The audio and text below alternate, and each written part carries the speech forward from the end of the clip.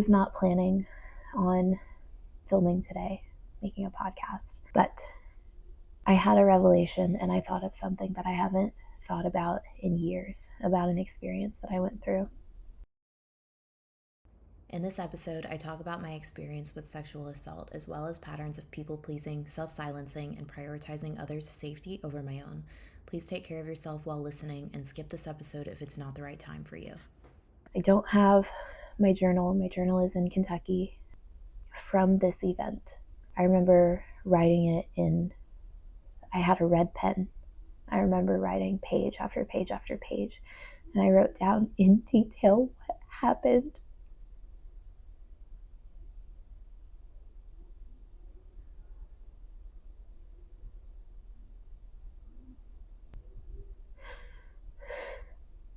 And I think it's something that's so normalized, but it impacted me for weeks. And I didn't realize until now that I have still held on to the pain from it.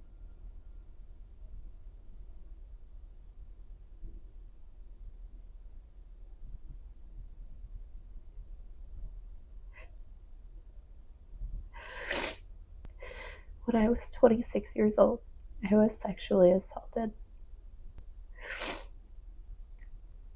What I'm gonna do is read what I wrote out tonight when I was thinking of it. So if you see me looking down, I'm reading. And when I wrote this, I was still even unsure if assaulted was the right word because it felt so wrong. And I'll get into my thoughts on that here in a little bit. We had been on a few dates and I went to his apartment for dinner. And we were watching TV in the living room, and he wanted to move into the bedroom to watch a movie after dinner. I told him that I would rather watch on the couch, and I said outright, like, I don't want to have sex with you. And he said, it's fine, don't worry. And he just ushered me in there anyway, telling me that it would be okay. We turned on the movie, and in the next 10 minutes, he was making moves to sleep with me. Initially, I rejected the advances multiple times, but I did it softly. I remember thinking that I didn't want to hurt his feelings. I didn't want to make him feel unwanted. I didn't want to hurt his ego. And for reasons that I only know and understand now, I didn't stand up for myself.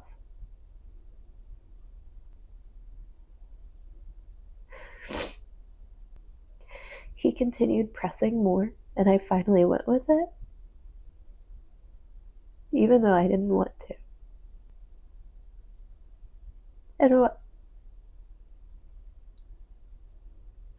And what followed after sent me into a shame spiral, full of regret beyond just not standing up for myself.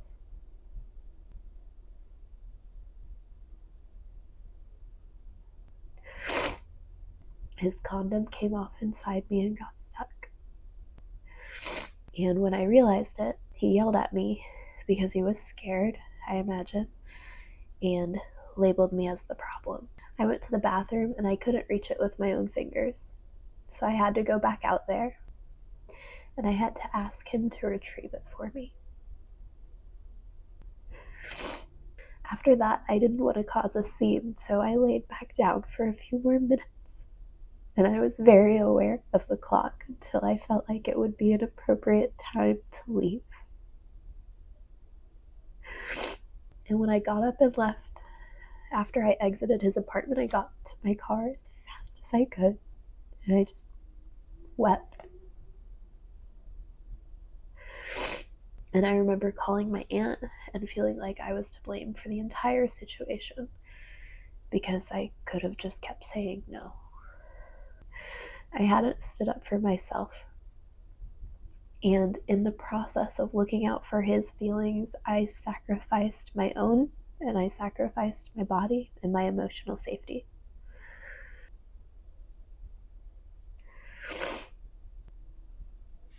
I also want to share that I went out with him again.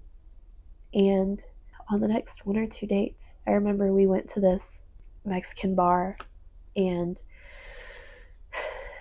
we ordered margaritas and fajitas, and we were sitting there, and I remember he like started FaceTiming one of his buddies, and he was being all big and loud and being very vulgar, and there were children around, and he was doing all of that, paying no attention to me. We had just gotten there and this was a date, and I told him, hey, can you watch your language? Hey, can you maybe like not FaceTime your friends right now? And I remember he got mad and he raised his voice at me and he turned on me and started cussing at me. And I remember I left him there. And I went back to my house. My phone started blowing up. He's calling me all these names. He said he had bought me a necklace when we went to the river walk, and there were some local vendors, and he's like, give me back the thing I bought you and all of these things. And he wanted to be loud and angry. And I didn't feel safe going back home because he knew where I lived. I knew he was pissed because I had left him at the bar and we had taken my car, so he was going to have to Uber somewhere. So I took my stuff, I left the necklace outside my door, and I took my dog and I went to stay at a friend's that night. And my phone didn't stop blowing up for hours. Going back to trying to understand the entire gravity of what had happened and looking at this from a trauma and a nervous system lens. There are a couple of things that, based on what I have read, stands out. Number one is fawning. It's a freeze response for survival to avoid escalation. And you freeze and you stay silent to stay safe. And I share the second story with you because I think I had kind of an idea of who he was, but I didn't know for sure. But I knew I didn't want to upset him. And the post-event spiral that happened, it wasn't just because I had wanted safety just in that moment, just because I was safe now physically. My mind wanted to make sense of what had happened and protect me from the harm of now looking back at that situation and seeing what just happened.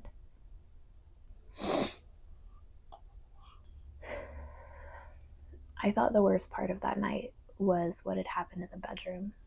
Maybe even what happened afterwards when we went out again. But the real wound is why I stayed silent in the first place. It was what I didn't do. I didn't stand up for myself. I didn't use my voice. I didn't fight to be heard, respected, or safe. I had been trained to be agreeable, to keep the peace, even if it cost me mine. And I realized where that wound had showed up in every area of my life. And me not using my voice in that instance was just that, an instance. And there were so many others where I hadn't used my voice or where I hadn't spoken up because I was people pleasing, because I was avoiding conflict, because I was avoiding confrontation, because I didn't want to make a thing or make a scene. And so I abandoned myself and I sacrificed my peace at the expense of others so that they could have peace. I've recognized that internal dynamic in conversations where I shrank instead of taking up space. I've recognized it in business where I second guess myself and doubt my authority. And I look to other people. And I've seen it in relationships where, again, I tolerated too much because I didn't want to be too much. But people pleasing doesn't just steal your boundaries. It steals your voice. It stole my joy. It stole my safety, my sense of self. And so part of healing and part of this journey and part of learning and understanding and having this awareness now is unlearning what caused it to happen in the first place.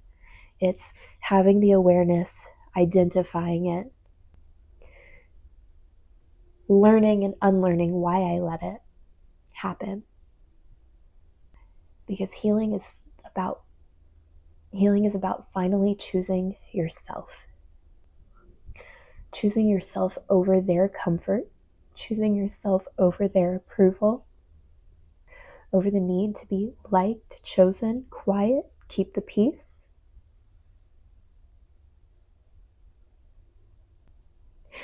And it's okay to set a boundary even if it doesn't please everyone else.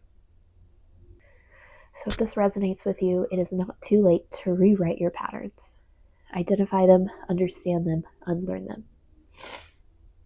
Your boundaries are valid and your truth matters.